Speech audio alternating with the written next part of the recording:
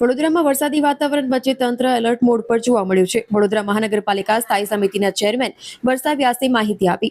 આજવા સરોવરની જળ સપાટી હાલ 210 ફૂટથી ઉપર, ત્યારે વિશ્વામિત્રી 15 ફૂટે પહોંચી છે. હાલ પરિસ્થિતિ નિયંત્રણમાં છે. આજવા સરોવરની જળ સપાટી 212 પહોંચતા જ પાણી છોડવાનું કે કેમ તેનો નિર્ણય લેવામાં આવશે. નીચાણવાળા વિસ્તારોમાં સ્થળાંતરની તૈયારીઓ થઈ શકે, પરંતુ હાલ એવી કોઈ પરિસ્થિતિ ઊભી થઈ નથી. વડોદરાવાસીઓને ગભરાવાની જરૂર નથી તેવું વર્ષા વ્યાસે જણાવ્યું હતું.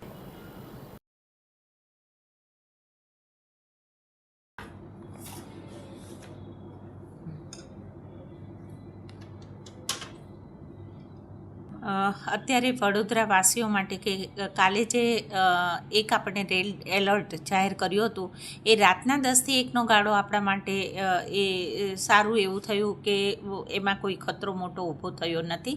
શાંતિથી ધીમે ધારે વડોદરામાં વરસાદ પડી રહ્યો છે.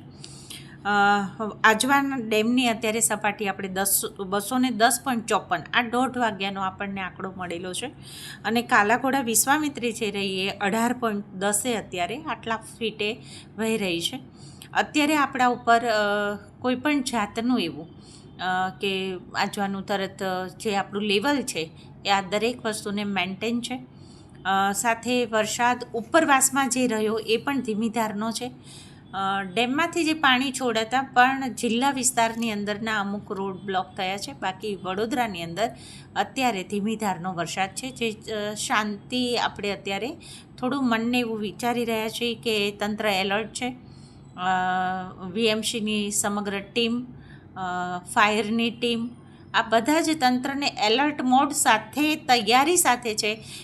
પણ વડોદરાવાસીઓને પેનિક થવાની જરૂર નથી. વિશ્વામિત્રી અને કાલાઘોડા નું લેવલ જે આપણું રહ્યું, આજવા ડેમનું લેવલ રહ્યું, એ હાલમાં અત્યારે મેન્ટેન. આજવાનું લેવલ અત્યારે જે 1:30 વાગ્યા પ્રમાણેનો જે આંકડો આપણી પાસે છે, 1:08 બપોરે 1:30 વાગ્યાનો 210.75, અને કાલાઘોડા વિશ્વામિત્રી જે રહી એ 18.10 અત્યારે વહી રહી છે, જે આપણી ડેન્જર ઝોનથી ખાસી નીચી છે. આગળ આજવા ડેમમાંથી પાણી છોડાય એવી પરિસ્થિતિ ઊભી થઈ શકે? અત્યારે આપણું 210 છે. આ 214 સુધી 12 પછી આ બધી ચર્ચા આપણે એને લેતા હોય છે. ખાસ આની અંદર આપણે ઉપરવાસનો વરસાદ અને ઉપરવાસમાંથી આવતું પાણી, આ બે વસ્તુને ધ્યાનમાં રાખીને 212 પછી આ ડિસિઝન ઉપર જતા હોય છે. અત્યારે આપણે કોઈ પણ ખતરા રૂપે પાણી આજવાની અંદર નથી.